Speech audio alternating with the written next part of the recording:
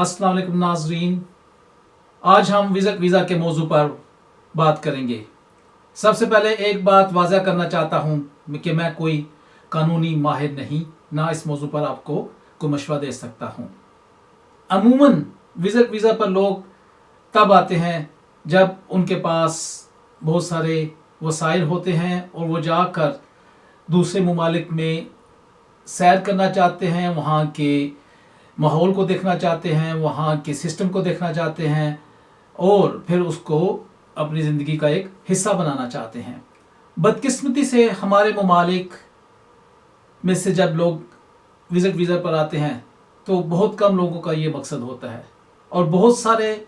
लोगों का मकसद ये होता है कि विजिट वीज़ा पर किसी तरीके से किसी यूरोप मुल्क में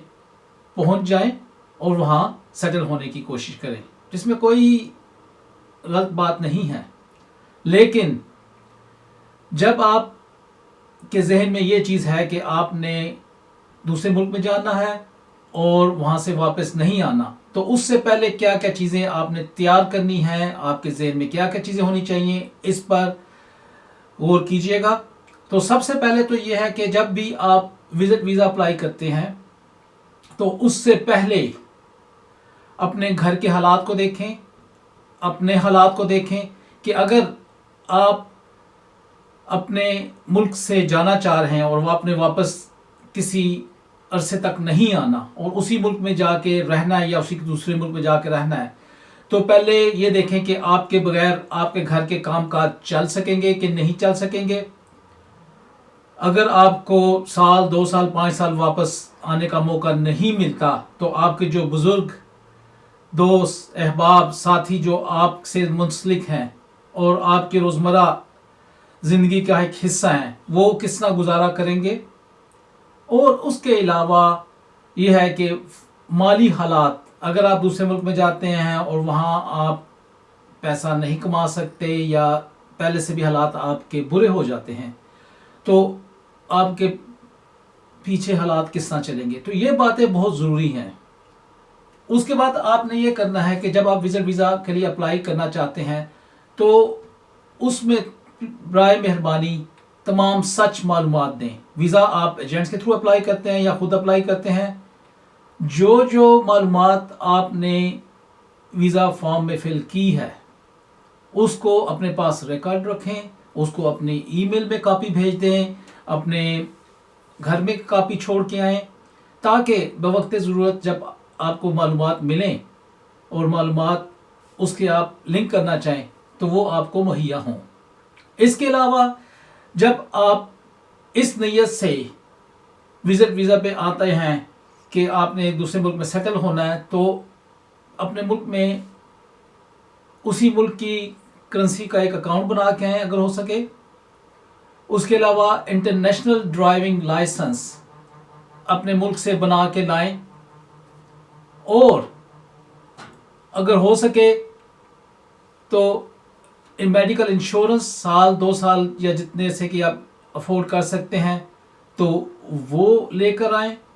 उसके अलावा अपने तमाम कागजात जो कि तालीमी कागजात हैं उसको इंग्लिश में या जिस मुल्क में जा रहे हैं उस मुल्क की ज़बान में ट्रांसलेशन करा के लाएं। ये तो वो बातें हैं जो मैं आपको बता रहा हूँ कि आपने आने से पहले करने हैं। जब आप वीज़ा अप्लाई कर देते हैं और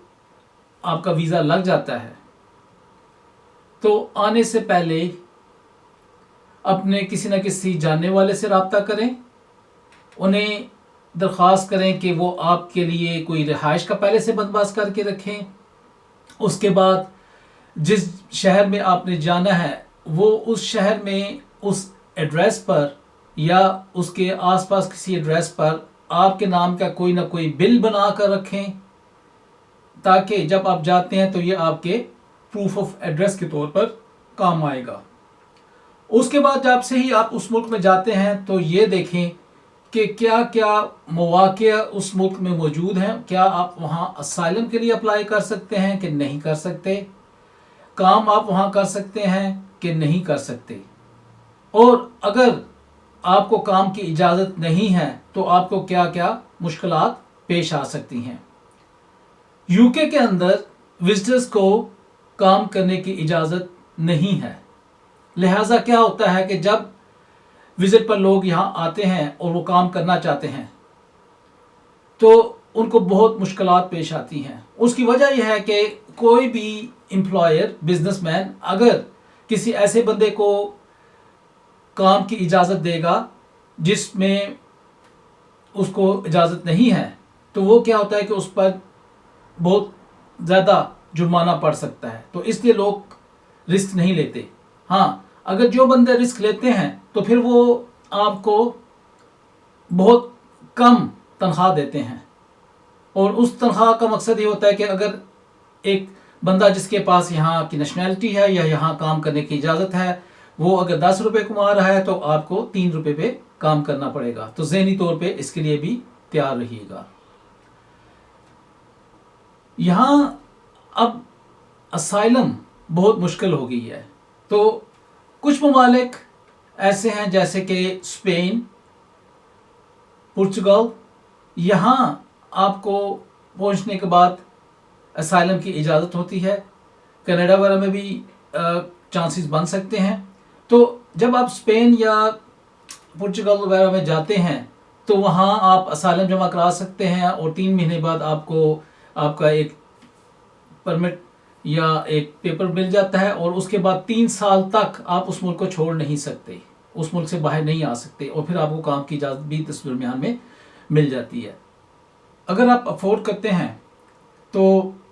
وزٹ ویزا پر آئیں، یہاں کسی بھی ملک کے حالات دیکھیں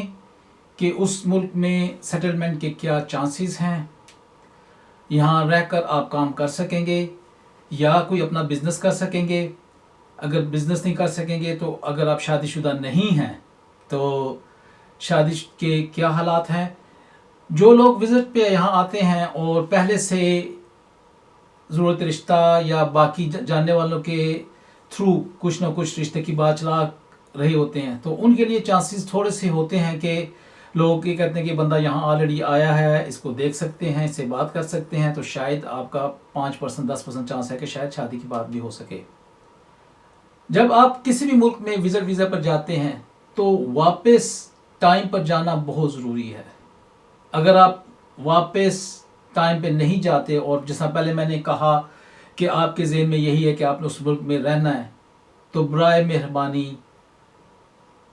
اپنے آپ کو تیار کریں کہ زندگی بہت مشکل ہوگی پہلے 6 مہینے، سال، 2 سال، کیونکہ جب آپ کا ویزا ختم ہو جاتا ہے تو آپ کا اسی طرح حال ہو جاتا ہے جس طرح ہم چائنیز کو یا افغانی بھائیوں کو کہتے ہیں کہ جی اپنے ملک جائیں اور آپ کا ویزا ختم ہو گیا ہے، تو ہر روز کوئی نہ کوئی مسئلہ مسائل کھڑے رہتے ہیں۔ لیکن یہاں اس سے زیادہ مشکل حالات ہیں۔ آپ کو ہر جگہ پہ جہاں بھی جاب کرنی ہوگی آپ کا ویزا، پاسپورٹ چیک کیا جاتا ہے، آپ کا سٹیٹس چیک کیا جاتا ہے، اور اس کے بعد آپ کو نوکری ملتی ہے، اور لوگ جو سے نا اپنے آپ سے آپ کو علیحدہ کر لیتے ہیں۔ تو اس لیے برائے مہربانی یہ چیزیں اپنے ذہن میں رکھیے گا کہ زندگی بہت مشکل ہو سکتی ہے۔ جو لوگ جینونلی وزٹ ویزا پر آنا چاہتے ہیں یا آتے ہیں تو ان لوگوں کے لیے یہ ہے کہ آنے سے پہلے چیک کریں کہ انہوں نے کس کس جگہ پہ جانا ہے، کس کس شہر میں جانا ہے، اور جس اٹریکشن پہ، جس جگہ پہ جا کے انہوں نے چیزیں دیکھنی ہیں، اس شہر میں ہوٹلز کا کرایہ کیا ہے، کتنے دن انہوں نے رہنا ہے، پہلے سے بک کریں۔ اس ملک میں چیک کریں کہ وہاں کوئی ڈیلز وغیرہ چل رہی ہیں، کوئی بارگینز، کوئی سیلز، کوئی آفر وغیرہ چل رہی ہیں۔ جس جگہ پہ آپ نے جانا ہے وہاں کے ٹکٹس پہ کوئی سیل ہے، اپنے جاننے والوں سے چیک کریں، اور آج کل انکل گوگل بہت مدد کرتے ہیں تو ان سے ہیلپ لیں۔ تو یہ چیزیں پہلے پلان کر کے اگر آپ آئیں گے تو آپ کو بہت فائدہ ہوگا۔ اسی طرح بزنس مائنڈڈ لوگ جو جینون وزٹ ویزا پر آتے ہیں وہ یہاں دیکھیں کہ وہ کن کن کمپنیز کے ساتھ کام کر سکتے ہیں، ان کمپنیز کو وزٹ کریں، آنے سے پہلے پلان کریں، ان کو لیٹر لکھیں، ان کے چیزوں میں اپنا انٹرسٹ شو کریں اور ان کو جا کر ملیں۔ اسی طرح اپنی جو پروڈکٹس آپ کے پاس موجود ہیں ان کو یہاں متعارف کرانا چاہتے ہیں تو اپنا تعارف ان کو بھیجیں پہلے، تاکہ جب آپ یہاں آئیں تو آپ کو ان سے ملنے کی اجازت ملے یا آپ کا وقت ضائع نہ ہو۔ بہت ضروری ہے جو لوگ وزٹ ویزا پر آتے ہیں اور واپس نہیں جانا چاہتے اور سیٹل ہونا چاہتے ہیں تو اپنا دل اور جگرا بہت بڑا کر کے آنا ہے۔ اس کی وجہ یہ ہے کہ شاید آپ 5 سال 10 سال 6 سال واپس نہ جا سکیں اور پیچھے آپ کے پیارے آپ کی راہ دیکھتے رہ جائیں۔ اگلا جو موضوع ہوگا وہ موضوع ہوگا شادی شدہ لوگ جو شادی کر کے یہاں آتے ہیں، وہ کیا کچھ کر کے پہلے آئیں۔ میرے دوستوں، بچوں، عزیزوں، بھائیوں،